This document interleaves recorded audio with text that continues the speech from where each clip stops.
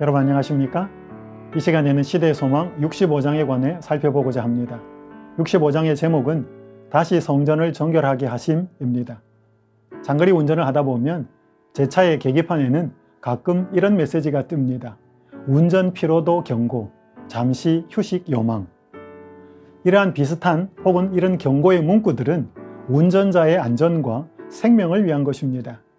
이와 마찬가지로 예수님은 우리를 사랑하셔서 사람들이 영원한 생명을 잃지 않도록 사랑의 경고를 계속 보내고 계십니다. 예수님은 공생의 마지막 주 일요일에 사람들의 환호를 받으며 예루살렘 성에 들어오셨습니다. 그 다음날 성전에 가신 예수님은 그곳이 여전히 시장처럼 되어 있는 것을 보셨습니다. 그날 예수님은 봉사의 초기에 행하셨던 것처럼 다시 한번 성전을 정결하게 하셨습니다. 성전이 그렇게 된 주된 책임은 제사장들과 관원들에게 있었습니다. 시대소망 589페이지는 이렇게 말씀합니다. 성전의 성직자들이 스스로 사고팔고 돈 바꾸는 일에 종사하였다. 그들은 이득을 위한 탐욕에 완전히 지배되어 있었기 때문에 하나님 보시기에 도적이나 다름없었다. 제사장들과 관원들은 예수님을 상징하는 희생제물로 비즈니스를 하고 있었습니다. 그 결과 사람들은 수많은 제물의 피를 보면서도 그리스도의 희생을 생각하지 못하였습니다. 한국 개신교회에서 존경을 받는 한경직 목사님이 이러한 말을 하였습니다. 참된 목회자가 되기 위한 3가지 지론이 있지요. 우선 목사는 가난해야 합니다. 그렇다고 생활을 제대로 하지 말라는 얘기가 아니라 돈과 깊은 관계를 맺으면 안 된다는 말씀이지요. 다음으로 사욕이 없어야 합니다. 교회는 커질 수 있을지 몰라도 자기를 내세우게 되면 진정한 목회는 할 수 없습니다. 마지막으로 목회자의 기본 사명인 복음 전도에 언제나 전념해야 합니다. 아무리 능력이 뛰어나도 변신하지 말라는 것입니다. 하나님의 몸된 교회에서 큰 책임을 맡은 사람일수록 돈에 대한 사욕을 철저히 경계해야 합니다. 그런데 교회의 책임을 맡은 지도자뿐 아니라 모든 신자들도 마음속에 탐심이 자리 잡지 않도록 물리쳐야 한다는 것은 모두가 기억하고 살아야 합니다. 예수님 당시의 성전은 세속적인 것으로 가득 찬 사람들의 마음 상태를 상징하였습니다. 분노하신 예수님은 더러워진 성전을 한 번 더 정결하게 하셨습니다. 그분은 성전을 깨끗하게 하심으로 사람들의 마음 성전을 깨끗하게 하시기를 원하셨습니다. 우리는 다른 어떤 것보다 마음을 깨끗하게 해야 합니다. 왜냐하면 생명의 근원이 마음에서 나기 때문입니다. 정채봉 씨가 쓴 길이냐 신발이냐 라는 글이 있습니다. 여우의 발은 험한 산길을 걸어 다니느라 가시에 찔리고 돌멩이에 부딪혀 성한 날이 없었다. 여우는 어느 날 인간들이 도로 포장하는 것을 숨어서 보았다. 돌 자갈길 위에 아스팔트를 입히자 감쪽같이 반들거리는 길이 되지 않은가. 여우는 옳거니 하고서 저도 원대한 계획을 세우기에 이르렀다. 그것은 토끼를 잡아서 토끼의 껍질로 자기가 다니는 산길을 덮는 일이었다. 그날도 여우는 토끼를 잡았다. 미안하지만 어르신들이 산중길을 편히 걸어 다니기 위해서는 너희가 희생할 수밖에 없구나. 그러자 토끼가 말했다. 아니 어르신, 이 산중 토끼를 다 잡아도 토끼 가죽길을 만들기는 어렵습니다. 그러나 제 꼬리를 잘라서 어르신의 발에 가죽신을 만들어 신으신다면 산중 길이 토끼 가죽길이나 다름없을 텐데 왜 그런 어리석은 짓을 하십니까? 당신도 혹시 세상을 당신 마음에 들게끔 하느라 세월을 보내고 있지는 않는지, 세상 만사를 바꾸기보다 당신 마음 하나만 바꾸면 될 것을. 참 재미있는 글입니다. 혹시 우리의 수고가 이와 같은 수고가 아닌지 돌아볼 필요가 있습니다. 남들을 바꾸고 세상을 개선하려는 노력도 필요하지만 그보다 더 중요한 것은 사람이 자신의 마음을 바꾸기 위해 애를 쓰는 것입니다. 우리가 이기심으로 더러워진 마음을 깨끗하게 하려고 애를 쓴다면 어떻게 될까요? 하지만 마음을 바꾸는 일은 결코 쉽지 않습니다. 그래서 우리에게 예수 그리스도의 은혜와 능력이 필요합니다. 그날도 이전처럼 성전에서 쫓겨났던 제사장들과 관원들이 다시 성전으로 돌아왔습니다. 그때 그들은 예수님께 고침받은 자들이 기쁘게 그분을 찬양하는 것을 보았습니다. 예수님은 그날 성전을 자신들의 이익의 도구로 삼은 자들에게 심판의 하나님으로 나타나셨습니다. 사람들은 그 앞에서 두려워 도망쳤습니다. 그러나 예수님은 필요를 구하면서 나온 자들에게는 자비의 하나님으로 나타나셨습니다. 예수님께 은혜를 입은 사람들은 기쁘게 그분을 찬양하였습니다. 이 분명한 대조는 마지막 때에 완전히 갈라질 두 부류의 사람들을 잘 보여줍니다. 마지막 심판의 때에 우리는 어느 편에 서게 될까요? 그날 성전에서 아무 말도 하지 못했던 제사장들과 관원들이 다음날 아침 예수님을 찾아와 무슨 권세로 전날에 일을 행했는지를 물었습니다. 그러자 예수님은 대답을 하는 대신에 요한의 침례가 하늘에서 왔는지 사람에게서 왔는지 되물으셨습니다. 제사장들과 관원들은 공경에 빠졌습니다. 그들이 이러지도 저러지도 못하게 되자 비겁하게도 잘 알지 못한다는 대답을 내놓았습니다. 여령 씨가 그의 책 우물을 파는 사람에서 이렇게 기록하였습니다. 나는 지금까지 무신론자로 살아왔다. 창피한 얘기지만 나는 내가 피조물인 줄 모르고 창조주 입장에서 살아온 것이다. 왜? 시를 짓고 소설을 쓰니까. 그러니까 창작가라고 하지 않는가. 자신이 피조물인데도 작가나 지성인들이 오만한 이유는 자기가 무엇을 만드는 줄 알아서이다. 아마 그림 그리는 사람도 음악을 만드는 사람도 마찬가지일 것이다. 자기는 무언가 창조할 수 있다는 지적 오만 때문이다. 여령 씨는 자신이 시나 소설을 창작할 수 있는 능력이 있기 때문에 진짜 창조주를 모르고 살았다고 했습니다. 많은 지식인들이 이러한 지적 오만으로 인해서 그리스도를 잘 믿지 않습니다. 유대 종교 지도자들 역시 그들의 지적 오만이 그리스도를 시험하게 만들었고 그분을 미워하게 만들었습니다. 그러나 그날 유대 관원들과 제사장들의 비겁한 모습은 사람들에게 드러났습니다. 많은 사람들이 실망했고요. 많은 사람들이 예수님께로 돌아왔습니다. 또한 그들의 어리석고 비겁함 때문에 예수님은 그들에게 생명의 말씀을 주실 기회를 얻게 되었습니다. 예수님은 먼저 두 아들에 관한 비유를 말씀하셨습니다. 어떤 사람에게 두 아들이 있었습니다. 맏아들 장자에게 포도원에 가서 일을 하라고 말을 하자 그는 가겠다고 했지만 가지 않았습니다.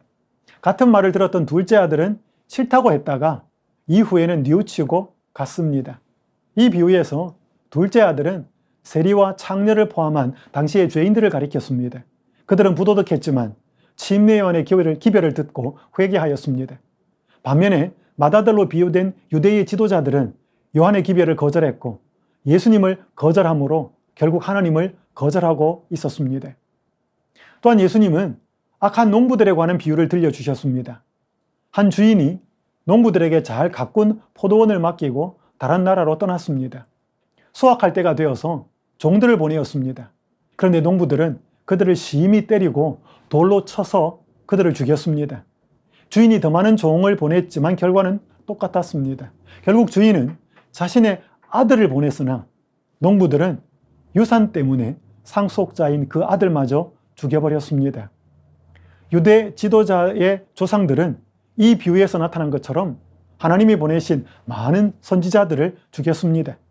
그리고 그들의 후손인 제사장들과 관원들, 종교 지도자들은 그리스도를 죽이기 위해서 혈안이 되어 있었습니다. 마지막으로 예수님은 거만한 건축자들의 비유를 말씀해 주셨습니다. 솔로몬 성전을 건축할 당시에 큰 돌 하나가 기초석으로 사용되기 위해 운반되어 왔습니다. 하지만 건축자들은 그 돌을 쓸모가 없다면서 방치하였습니다. 후에 적합한 기초석을 찾다가 버려진 그 돌을 확인하고 시험해 보았습니다. 결국 그 돌은 성전을 짓는 데 훌륭한 기초석이 되었습니다. 예수님은 그 비유를 통하여서 자신이 사람들이 버린 기초석이라고 말씀하셨습니다. 사람들이 반석이신 예수님 위에 떨어지면 자아가 깨어져서 살겠지만 생명을 얻겠지만 그 반석이 사람들 위에 떨어지면 그들은 결국 멸망할 것이었습니다. 예수님이 여러 가지 비유들로 유대 지도자들에게 말씀하신 것은 그들이 예수님을 그리스도로 믿게 하기 위해서였습니다. 그러나 그들이 지금까지 고수해왔던 자신들의 길을 고집한다면 예고된 심판이 이를 것이었습니다. 당시 제사장들과 관원들은 오늘날 많은 신자들의 모습을 보여주고 있습니다. 우리도 불순종하는 큰아들과 같을 때가 많습니다. 우리도 선지자들과 예수님의 말씀에 불순종하여서 그분들을 죽일 때가 많습니다. 기별을 받아들이지 않기 때문이지요. 우리도 예수님이라는 견고한 기초석 위에 떨어져서 자아가 깨어지는 것을 선택하기보다는 반석이신 예수님이 아닌 다른 기초 위에 인생을 쌓을 때가 많기 때문입니다.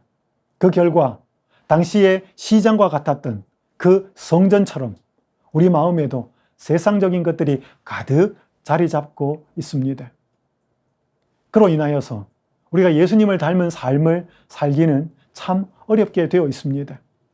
한 인터뷰를 통해서 하나님을 믿지 않는 사람들이 주변의 신자들을 떠올리면 어떻게 생각하고 있는지를 이렇게 답변하였습니다.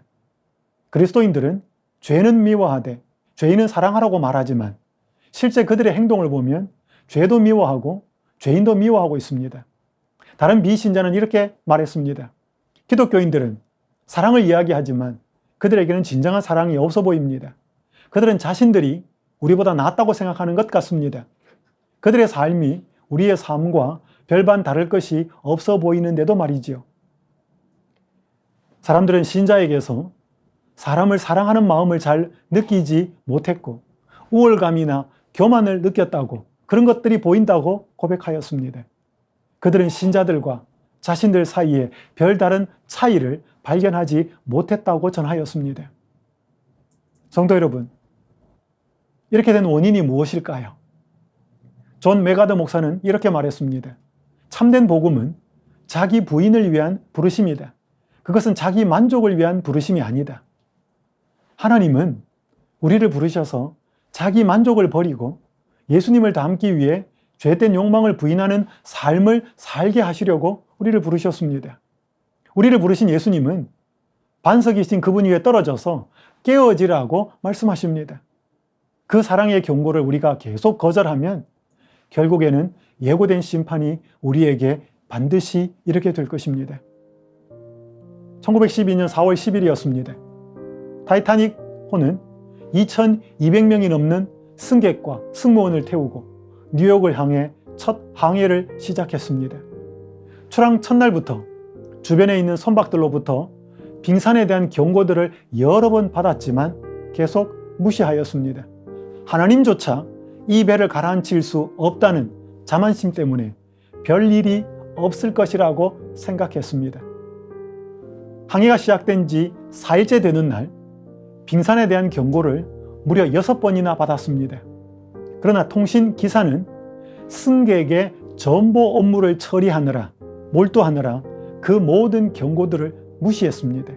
마지막 경고가 들어온 지 10분 만에 타이타닉은 빙산과 충돌합니다. 그 결과 1517명이 목숨을 잃었습니다.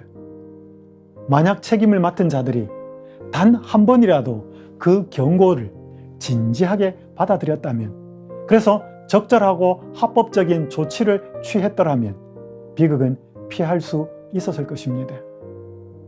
사랑하는 성도 여러분, 우리의 영적인 항해에서 하나님은 계속 경고를 보내고 계십니다.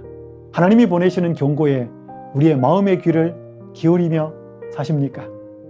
우리의 무지와 게으름, 불순종과 은밀한 죄를 책망하시는 성령의 음성을 듣고 계십니까?